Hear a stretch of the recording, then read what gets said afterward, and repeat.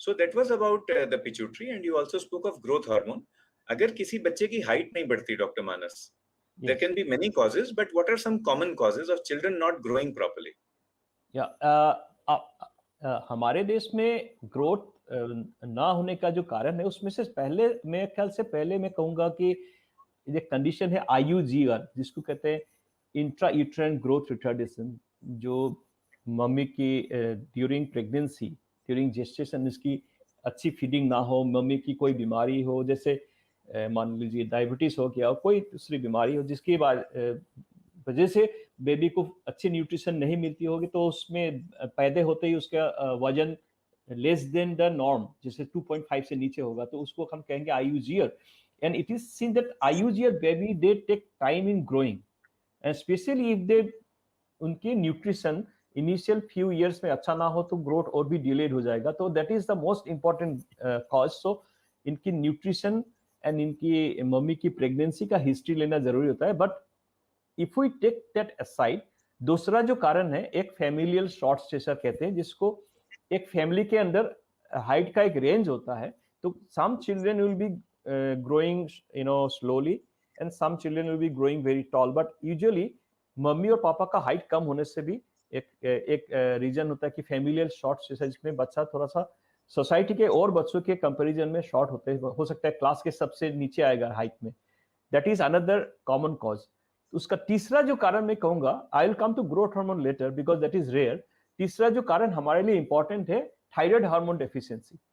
हमारे यहाँ पे थायराइड हार्मोन का टेस्टिंग कंपलसरी नहीं है, लेकिन वेस्टर्न कंट्रीज में as soon as the baby is born, they make it compulsory to test the blood for thyroid hormone deficiency. क्योंकि एक डिजीज है, एक बीमारी है जिसको कहते हैं congenital hyperthyroidism, which is present in 1 in 2,500 children.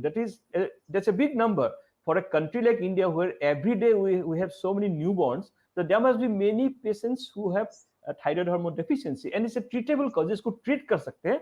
And thyroid hormone deficiency के वजह से बच्चा छोटा हो सकता है, शॉर्ट हो सकता है, उसके साथ के टिपिकल एक ओबेस लुक होता है एंड डल लुक होता है, इसके मेंटल डेवलपमेंट भी कम होता है.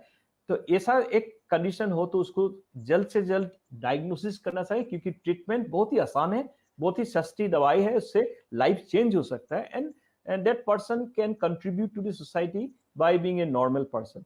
इसके बाद मैं कहूंगा fourth one will be probably most common would be in that list is growth hormone deficiency. उसमें क्या होता है, बच्चा हाइट में कम होता है, but otherwise they are intelligent, they are normal, behaviorally normal, and they are very sweet children. But उनके typical look होता है, जो endocrinologist के लिए बड़ी आसान है कि हम रास्ते में भी देख लेंगे या क्लिनिक में जैसे एंटर करेंगे हम लोग उसको पकड़ लेंगे. तो growth hormone deficiency also can be detected by testing and we can treat them.